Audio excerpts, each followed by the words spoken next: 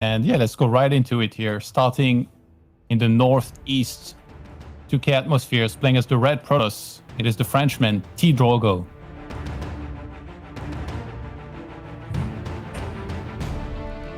And spawning over in the bottom left-hand side, playing for Polish team Go, it is Elazer.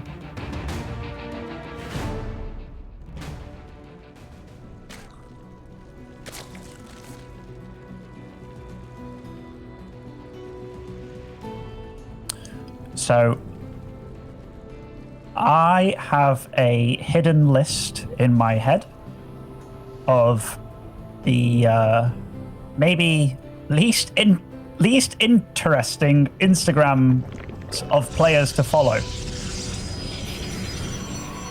And Elazer's Instagram is 100% up there. Wait, because you never post, or you post uninteresting stuff? I think Elazer is told by his team, like, hey man, you gotta post about this chewing gum. And so I swear, like, his last 20 Instagrams are just him with chewing gum.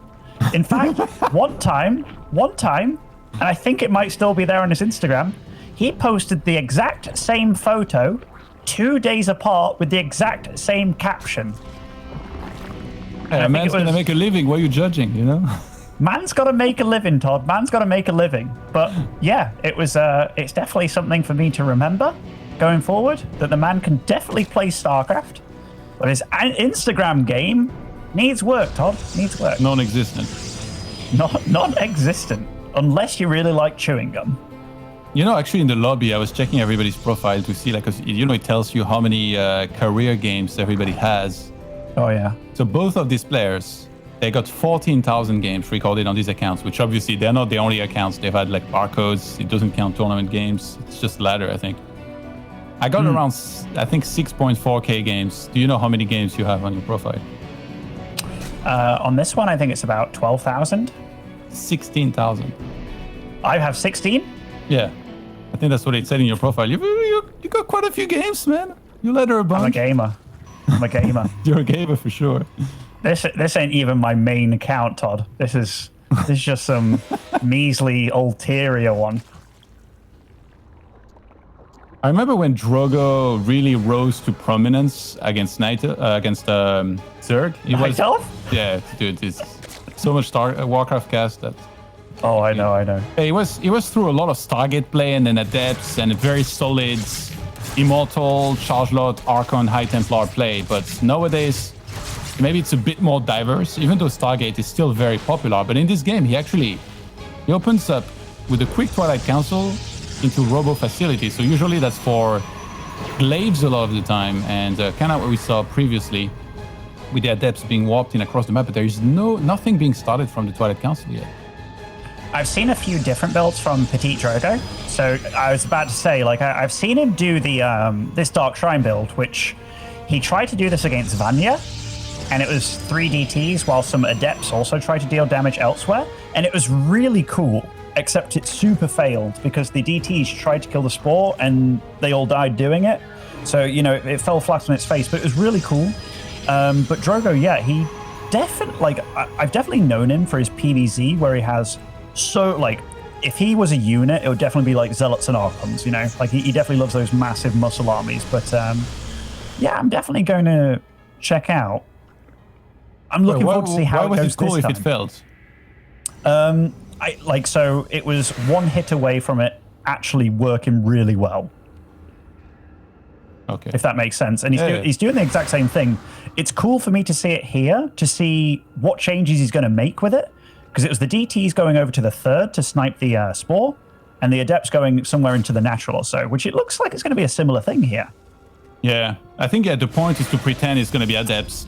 Have the opponent really worry about Adepts and make units and not make Spores. And then if he doesn't have Spores in a single one of his base, you just take it out very quickly because Lair Tech usually will not be complete at this time. But now the Spore is in position at the Expo. It's almost as if Elazer knew about this build and the potential from it. Adepts not really doing a whole lot here near the Expo. They're actually completely trapped. Look, this guy is like levitating. What the hell?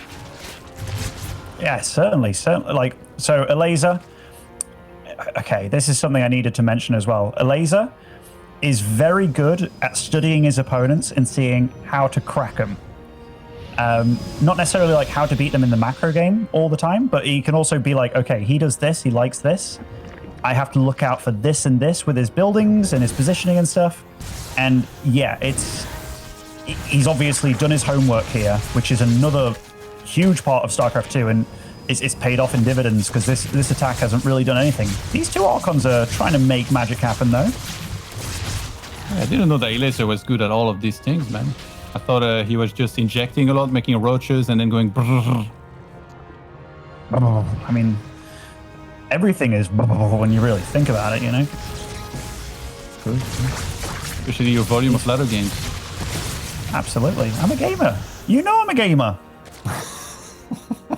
Reminds me of Katowice when you were playing like you were playing World of Warcraft, StarCraft 2, Warcraft 3, like all the time.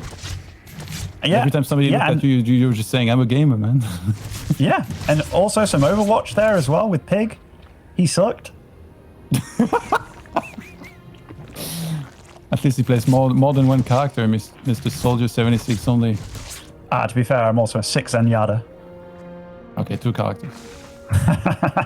Anyhow, this Warp Prism hasn't been able to get too much done. Like, Elazer's definitely sitting pretty this game.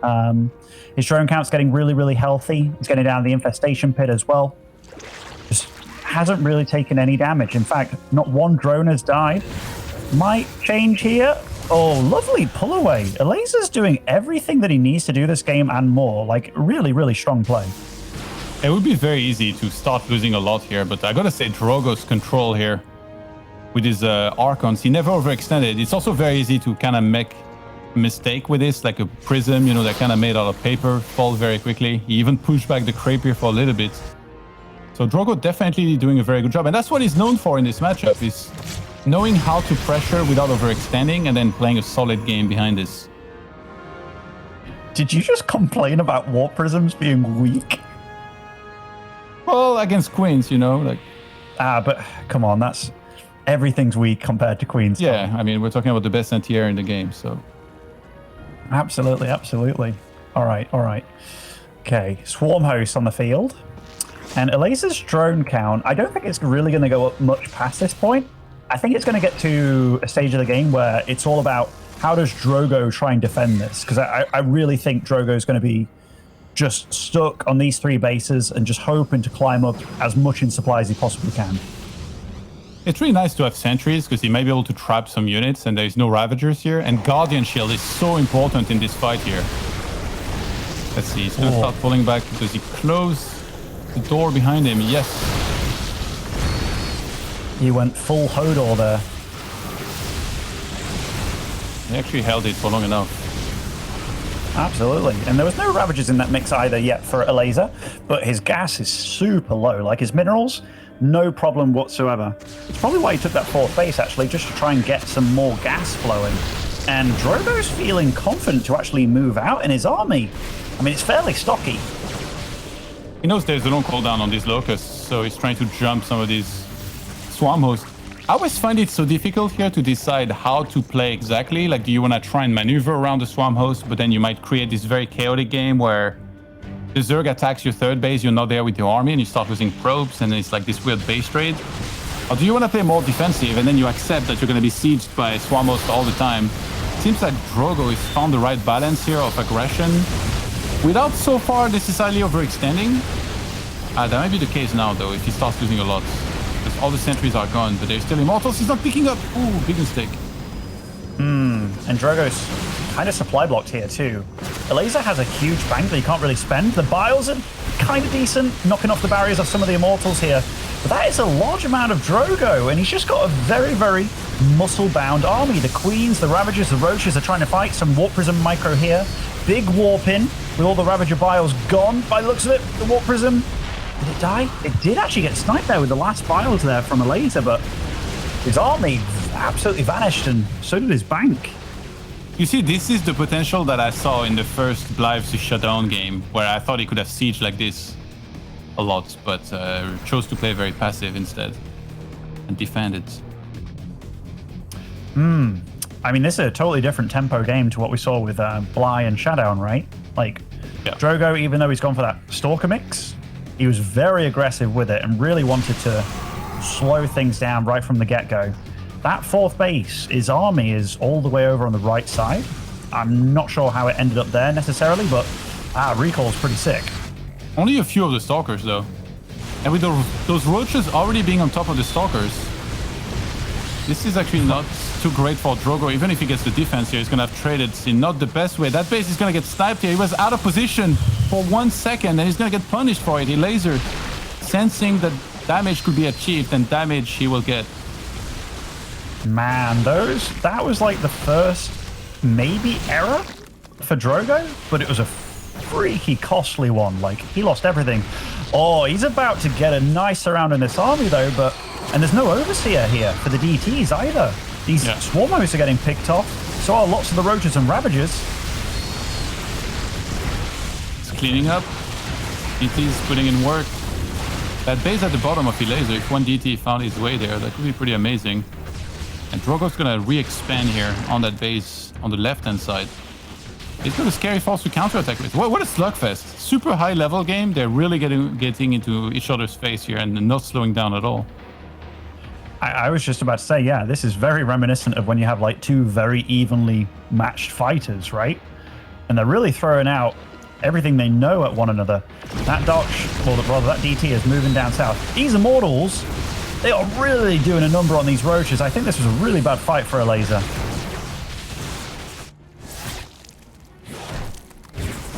Let's see, Drogo still trying to pressure. We're down to 3 swarm hosts. Elazer is going into a lot of roaches instead. They're both playing so aggressive that there's just no option to keep on teching to anything because they keep on trading units. PtitDrogo having +3 attack very soon, though. That's a very big deal. When he finally gets that, these Stalkers are going to hit like trucks. Yeah, I mean, these Immortals are already really butchering the army. And Elazer's army, every time it just walks over to Drogo's, I've never seen roaches melt so quickly. And the plan for Elazer, it's just not really changing. And the few Archons sprinkled in as well make it much tougher for Zerglings to soak up damage, but there's not really been many Zerglings made anyway. And what a sick game this has been. There was a DT sent at the bottom base, which Elazer was staying ready for with Lynx and the Overseer. Now the DT gets caught by the Lynx. Initially, actually, PtitDrogo had seen the Lynx because he was paying attention to his DT, and he pulled back to the watchtower. And I don't know if Elazer saw that. Maybe he saw something on the minimap. And he went looking for that DT. So for him to now have been able to catch it, really, like, so impressed by both of them. Super high level game, many small details being executed so well. Oh, Elazer's trying to get a flank set up here. The Lynx are late to the party, but they will get a nice wraparound on these Stalkers. But is there just too much? In fact, this might be the best fight that Elazer's had in some time here. The Stalkers, they're fighting in small numbers at the north. The drones are pulled as well. The Roaches and the Ravagers are marching down that army. And the Immortals, they have no way of getting away here. This might be the fight that Elazer needed, and yes, it is. Yeah, those Lynx actually wrapping in and helping out so much against these Stalkers were a big deal. Elazer having cleaned up the Dark Templar down there. He said, well, I can just not saturate that base, send the DT there if you want this time around.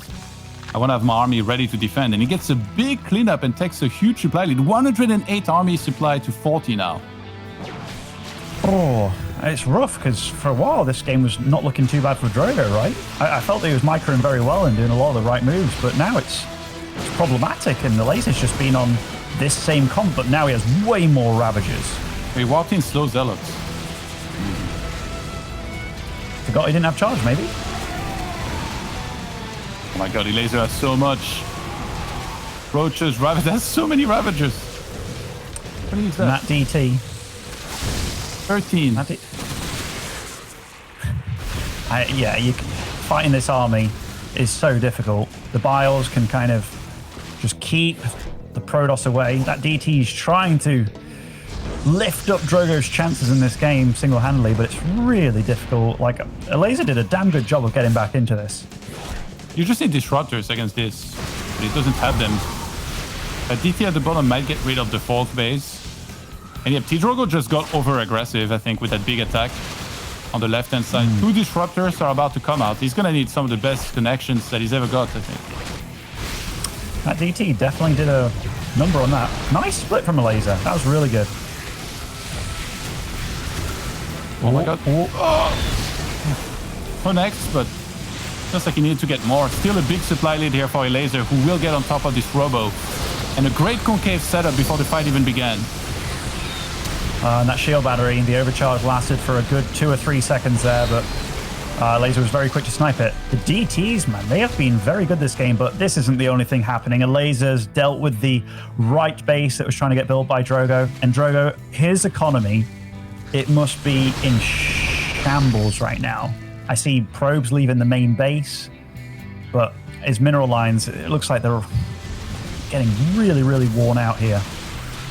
Yeah, he has less than 700 income against 1800 right now in terms of minerals. Definitely in big trouble, looking for another big connection. Kind of gets it, but a disruptor is about to fall. Oh my god. Yeah, he needs about 10 more of those to get back into this game, I feel, though. And Elazer finally is onto Hive Tech. I wonder what that would even be for at this point. Flexing his macro muscles, you know. He wants to be able to tell his friends. He wants to post on Instagram story, went Hive and killed the Protoss today. This is what happens when you eat enough chewing gum. This team's gonna be real happy about this one. Dark Templars being sacrificed at the bottom here. They were sent in, but Elazer fully ready to receive them. Yeah, I gotta say, it's been a good game. It's been a really good game between these two. Drogo's still hanging in there. That feeling when you've barely got any income, you're trying to remake a gas, and you're like, yeah, I'll get together something. And I mean, it's a pretty annoying army to engage, but Elazer, he's feeling so comfortable here. If you're Drogo here, you're just hoping you get the best Purification Novas in your life. Only that will give you a chance here against the Zerg, who's mining way more, and that's just way more army as well. Elazer went from not having any gas to now having 2.5, and Drogo GG's out of seeing that army. He was like, you know what? I know I can't get back into this one, and it was the correct call there, because it was a damn close game. I really thought Drogo was winning at some point, and I think he was. I'm looking at the armor graph now as well. There is a moment, and we've all had it, where your army's like twice as big, but the drop goes to like twice as low, which is exactly what happened. Really nice game. Elazer here at the end, he kind of shook his head and had a cheeky smile. I wonder what he was thinking exactly. Maybe that he wasn't in such a good spot at some point, but then through a great fight was able to kind of recover and then get really far ahead. Maybe there was never a doubt in his mind. You know, maybe he was never worried. Who knows? It's probably what he's thinking, actually, is that maybe he got a little bit fortunate with that win.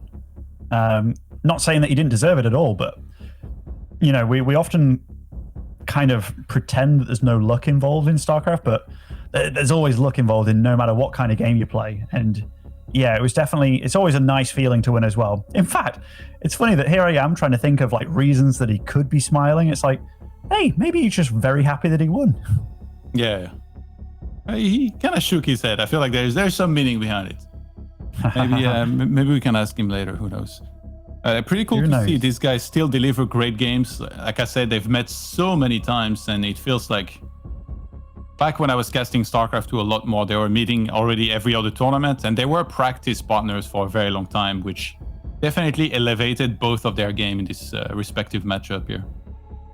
Oh yeah, definitely. So Jagannatha will be the second map between these two. We are just waiting on Drogo. He has now joined the lobby. After a game like that, I can't think either one of them is too much like, damn, I should have done this or that. It's just, I think they both went into this knowing that the game was going to be difficult. And now it comes down to kind of what you talked about earlier. Like the builds were solid, the execution, like how you can go about it this game. Because StarCraft's beautiful in the sense that every game's a new clean slate. Like, yes, stuff can go bad early in the game where you potentially can't come back from, but when a new game starts, you have just as much opportunity as you've ever had. And so Drogo has to look at this and just be like, all right, how am I going to beat this guy? Like, this guy went for Roaches, Ravagers. My build got really owned there. And by really owned, it just didn't really get much done. So maybe it's on Drogo really to mix things up a little bit and change up the build. All right, let's load up into Jagannatha here. Our second map to be in this best of 3. Starting in the bottom left-hand side of the map, playing as the red Protoss, the Frenchman, PtitDrogo.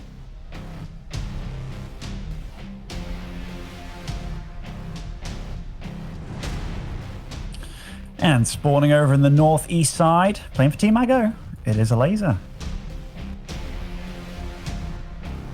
These two have played 32 series against one another. Do you want to try and guess what's the record? 32 series? Yeah. I guess 22 and 10 for Elazer. 17 and 15. Oh. So very close series-wise between the two. Yeah, that's actually closer than I thought it would be, obviously, given that I guess a bit different. And PtitDrogo again with the block on the hatchery. PtitDrogo, it feels like he always has a very specific way he wants to deal with, I feel like Zerg in particular. You know, he will work and refine one main specific opener. That obviously after that, it doesn't necessarily always have to go Twilight into Dark Shrine. But his early game scouts and some of his timings, you know, like whether he'll go Nexus first or not, it seems like it's something that he works on tremendously, and it always shows massively. Like he might have lost last game, but he showed a lot of good things. Decision-making wise, I think the build was crisp. It was just maybe the over-aggression that cost him. Yeah, it could be. Like, I think Elazer also held off the build really damn well. Like, he had Queens in position blocking the DTs. The spores were perfectly timed, one in the main, one in the, or rather one in the third, one in the natural. The natural one just finished, and he didn't seem to sweat at all. And I mean, it's a build that Drogo obviously has a lot of faith in because I've seen him do it multiple times now, and Elazer just looks so comfortable. I wonder if maybe he could do the same this time around and make sure he denies the scouting, because we saw Elazer. He felt like he kind of had to go for spores because he's not sure whether there is a Dark Shrine or not. And if he wouldn't have a Dark Shrine, if you wouldn't have spores against the Dark Shrine, you just die. It would be terrible. So maybe doing the same thing, but with glaives might be really good. But no, Drogo is going to mix in a Stargate's first opener here on Jagannatha. I like that. I like that. I actually haven't seen much of Drogo's Stargate play just yet. And yeah, that last game, I don't actually think he did anything wrong. I think he was playing from a bad situation, almost made things happen. And yeah, I'm looking forward to see what he does with the Stargate. I've never truly known him as a Stargater. You have some Protosses like Goblin and stuff that live and die by the Stargate, but whether he's a Phoenix, Void Ray, or Oracle, yeah, I'm thoroughly excited for this one. I think Oracles was what he used to go for a lot. Adepts, Oracles, synergize, and then just attack, force spores, kill a few drones here and there. You don't even need to kill that many, just a few is good enough. While you build up your economy, take the third base, and then go into standard. He seems to like Immortals quite a bit, which makes a lot of sense. They're pretty good. Oh, these two Adepts forcing a bit of a pull here. But Elazer keeps every drone alive. It is harder to do than you'd think. And Drogo is setting himself up for a very quick third here. Like, this is going to be super fast. And he's even sending the Oracle over here to be kind of defensive, just to make sure he gets this all set up without too much of an issue. I like it. I think the map is a good one for it as well. Yeah, I think Drogo also, like, control-wise, whenever he's harassing those Zergs, he's very good at not overextending. Like, he'll go for the stasis trap in a good location. He'll rarely lose his Oracle very sloppily. If he's on point, at least. So it's the two Adepts, or rather, the two Adepts do stand strong over here against the Zerglings. One more is warped in. Even the warp in position is quite nice, just kind of avoiding the full surrounds, right? And the Oracles are now on the other side of the map as well. But Elazer's spread here. Oh, there's no spore. Whoa. Yeah, that finds 5 drones immediately. And he actually, I was going to say he didn't lose any effective hit points past the shield, but he actually loses a little more here. At least they all lived.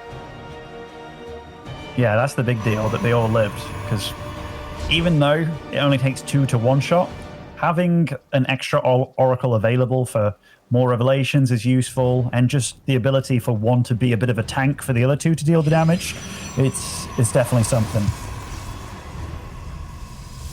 I gotta say, I really like this build from Drogo. Triple Oracle, he harasses a bunch, quick third base, and then he gets Twilight Council Forge, and then he'll add more gateways immediately after, so he can go up to at least 4. And I'm guessing Blink and +1 is gonna be in the plans here. It seems very safe for him, right? But also you get to be the one poking your opponent. This Oracle micro has been really good. He's lost 1 Oracle for 13 drones so far. And that's a trade I think any Protoss would be happy to take. Dude, I'd lose 3 Oracles for 13 drones, I'll tell you that. Man, I'd lose my whole army for 13 drones. just to send a message half the time. I'd be happy to lose the game for 13 drones. Oh, gosh. I like that, by the way, Robo on the third base. For a while, this was the standard. Like once upon a time, you would just always go double Robo on the third base and pump out mass Immortals. Nowadays, less common, but still getting one like this. It's very nice because then you never have to move that one Adept in your wall at the expansion. Like whatever comes out of the Robo is already there straight into the fight. The risk is if you get attacked there and that dies, you're not too happy about having it place it there. You know, there's one thing that I actually super miss about Protoss infrastructure. Do you remember when you'd make it so you'd have your Nexus and you'd build like a cannon and then a pylon on each side of it and then a gateway in front? Like it'd be so cool and so annoying. Like that was a period of time that I really loved Protoss infrastructure. Obviously, with the Ravagers being what they are, it kind of meant that, yeah, your Ravager bio could hit maybe like 3 buildings at once, which is definitely not what you want. Yeah, and also I think you want to cut that corner, like 150 minerals might not seem like much, but if instead of getting that, you just have an Adept in perfect position like these guys do, and you just get more probes in the first place, then that's, you know, long-term economy really kicking in and helping you out a lot. We have a Robo Bay and the second Robo that I talked about on the third base, so looks like he's already planning to go into Disruptors, I'm guessing, unless he wanted to throw in some vintage Colossi. Yeah, so I guess it mainly depends what he's up against, but I'd imagine it's Disruptors, right? Like, Colossus feel like a very hipster play. I know Drogo's been a little bit of a fan of the, or rather, he's a fan of talking about the hipster plays. I know when he talks about Zest and his upgrades, at one point Zest was going like +2 attack, and then getting like +1 armor, +1 shields. And he was like, it makes 0 sense whatsoever. It must be a hipster play. Yeah, Lurker then being added on the other side. I think if you would scout mass Hydralisks and like Link Bane, then yes, like probably you should go Colossus. But other than that, just going for Disruptors there and then eventually adding High Templars, Archon, Storm, probably much more solid overall. Yeah, against this many Roaches, the dream is that you get the perfect Purification Novas, which we saw some decent ones already today. Yeah, we have. I guess there's also one thing to think about the Colossus. Like, I know we're seeing Vipers get used now, which are good against, I would say everything, but, you know, Colossus and Disruptor. But the Lurkers, like, once they start coming out, then that is, like, the super scary thing for pros to go up to or go up against, because they absolutely murder your army, and the Colossus aren't too good against them. Oh, second Stargate and the Fleet Beacon. Oh, okay, I like the idea by Drogo, and I also like the very early +1 air as well. I mean, it's playing for the long game here is Drogo. Yeah, 2 more Stargates even, so it's going to go up to 3, much like we saw Shutdown go for earlier with the Carriers. Interesting to see what he will go into exactly. And both of them are just doing everything they're supposed to do now. We got Elazer building up some static defense in his main base. He wants to make sure he's not really attackable there too easily from like a Prism, which would be very common usually in this kind of game, but it feels like because Zergs react so well to it and defend so well, a lot of Protosses have stopped doing this entirely. One Oracle gets caught, but he tags the army for it, and Seismic Spines completed Ben. That's when your Lurkers are pretty decently ranged. I'm a bit surprised that Elazer isn't doing more right now with like attacking, because even though Lurkers are great, this army against the air army that is potentially going to be, it doesn't really get a hell of a lot better. Like Lurkers, you want to do something. Wow! Holy crap! That was a yoink and a half. That seemed like really far away. He's trying to force an engagement. Oh, the friendly fire! Elazer trying to force an engagement here with those lurkers perfectly covering that area. And PtitDrogo loses patience a little early here, much like Shutdown. Sends a bunch of the Purification Novas to not connect it to anything. And again, he misses. That lurker on the low ground, by the way, it can hit everything on the high ground, right? The disruptors, they can't actually get it, which is super annoying for them because they have to go around a corner and everything. Wait, what? He's trying to kill it from the high ground. Oh my god. Purification Novas connect with the army, but a lot of the disruptors already fell. What's the Guardian Shield? This ain't a bad trade for... I was going to say for Elazer at first. Oh, he's actually taken down the 5th base of Drogo while all this is going on. The lurkers... It was only like 3 lurkers used there. But I do think Elazer wants to get way more done. Yes. Oh my god. Oh, he blinks to dodge the corrosive bile. Roaches. I was like, this is sick for Elazer if he can kill the Nexus. But now that he's thrown all of these roaches away, he actually doesn't have much of a bank behind this. And he's only on 150 supply against 170. There is some big counter-attack potential now for Drogo. And he's not the type of player to just sit back and not do anything. No, he is not. Like, Drogo is a raging bull. And he's got Zealots on the left side. They are kind of a distraction, or, you know, if you don't pay attention to them, they're going to clean up a mineral line. But this army, this is a difficult one to take out. Drogo is way ahead in supply. And Elazer is kind of caught in a transition here, but I don't know. I don't know how he's going to get himself out of this one. It's a bull market, Ben. Haven't you heard? It takes out the 6th base, and on the 5th base, there's Zealots at the exact same time attacking. It's going to take a while for Elazer to get there with Lynx. Those drones in real danger now.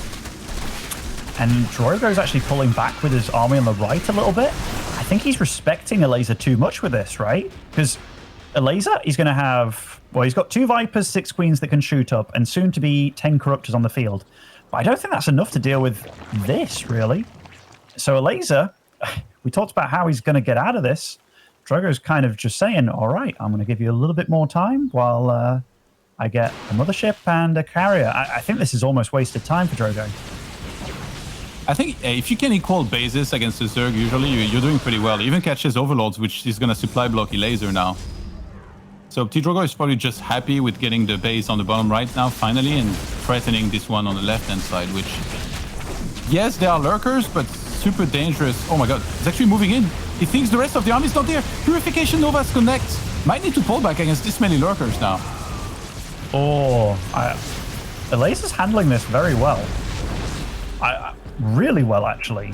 He defends the main from the Warp Prism attack. He defends over to the left as well. He is, maybe for the first time in Elazer's life, actually legit in need of Overlords. But yeah, Drogo, like he's producing 3 Voids at a time, and he's producing 3 more Stargates. It definitely feels like he thinks air is the way to go. Elazer was probably thinking, I always make these extra Overlords, so let me just put 3 of them in the center of the map. And then PtitDrogo walked by with carriers, and he's like, why is this here? Just kill them, and now supply blocked him for a bit. Yeah, Flux Veins, 3 more Stargates. It's going to be another mass air game here from PtitDrogo against a very turtly Elazer here in this game. Yeah, it's different in every way, shape, and form. Second Cybercore joining the fray as well for Drogo. He's even getting rid of a few of his Stalkers. No longer really that useful. Infestors and late game for Elazer. Elazer's actually not bad with this. Like, I would have given him a bit of jip a few years ago about his late game control, but he's definitely worked on it a lot. And just going for it, going for the late game here, it just shows that he is a lot more confident about it in general. This is sick, by the way. The Corruptor on the right-hand side, on the top right-hand side between the 2 Overlords. If there was like a Prism coming through there, he could already start doing some damage. Same with Mothership.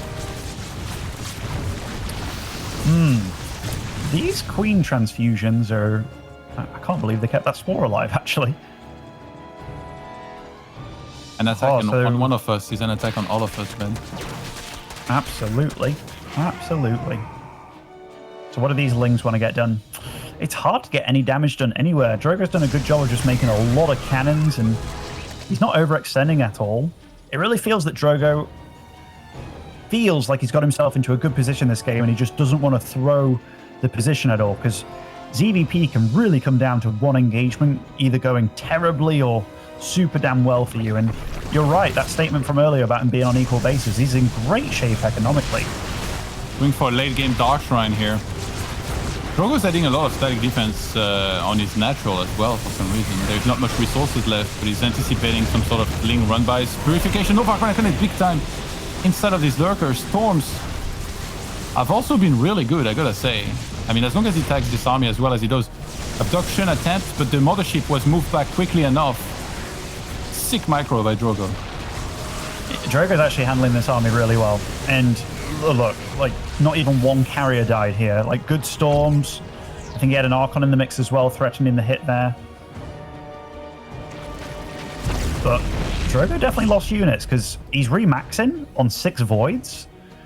And, I mean, that's at least 24 supply that he lost there. So he didn't get away unscathed. Yeah, he does have a lot of probes, though. 86 workers to 71 right now. And that's because Elazer just made a ton of spores. Let's see if he replaces them with new drones or if he's happy with the amount that he has. The upside of having extra workers compared to the opponent is that you're always building a bank. The downside is that you're going to have less army supply than you would if you had made a few less workers. So there is always like a just middle, a right balance to find, which can be really hard in this kind of games. Okay, that right-hand side base is ridiculous, by the way. What are you doing? So if this does get split map, if Drogo can mine from that even a little bit, he's mining more. But I guess like forcing the whole army to that left side. Okay, the fungals need to be on point here, but it looks like Elazer's in position quick enough to be okay. I'm almost feeling they're going on their own on the right side. I mean, a recall would be so dangerous. I'm like, don't do that. I was just thinking about that. I was like, a mothership in the right location can recall the army onto it, or just even like the Nexus on the far right. But Elazer wasn't too quick to overextend. It's always sad for a Protoss when you don't have enough supply to warp in everything. Ooh, High Templars looking for some feedbacks. That was They got something. Was it some Vipers that probably died there? There's only 3 left on the map and 5 Infestors. Oh, the Parasitic Bomb! I didn't even notice it on those Void Rays. Look at that. That army is, it's definitely, and it's still on the units. There's no split. Oh my god, Drogo just fell from 200 supply to 166 here for a second. Well, that was definitely problematic for the Protoss player. Caught a little bit off guard, and Elazer found his moment. The Parasitic Bombs were good. The Fungals were great. Oh my god, the Zealots getting caught on their own. That was a bad move here. I don't know what. I think he just assumed that Elazer was going to run to the right side and siege that base. It was like, okay, I'm going to counterattack with Zealots, but Elazer got ready very quickly. And now he's going to be able to clean that up very easily. Yeah, I think he was worried, as you say, about a counterattack. And he was like, okay, I need to get units out real quick. Let's buy time. Oh, you see Drogo, he's even scratching his head, quite literally. That's when you know things are going bad. Caustic Spray on the right-hand side. Of a player that... Oh my god, look at the speed! That was quick, man. That was quick. Drogo is building up a really good army again. Oh, these Voids are also red, man. Like a Fungal and a Parasitic Bomb, it's going to be quite good looking against this. There is only 2 Vipers on the field and 5 Infestors. In fact, where's the rest? Where are the Drogo's moving in. He's missing a lot of units here. And I don't think... Does he have many High Templars? I don't see any. Oh my god, this is a disaster here. He doesn't have recall anymore, I think, as well. It's on cooldown. And his army's going to get caught. Well, that's a large amount of carriers just getting absolutely brutalized. The Parasitic Bomb was good. The Fungal, decent. The Corruptors are now...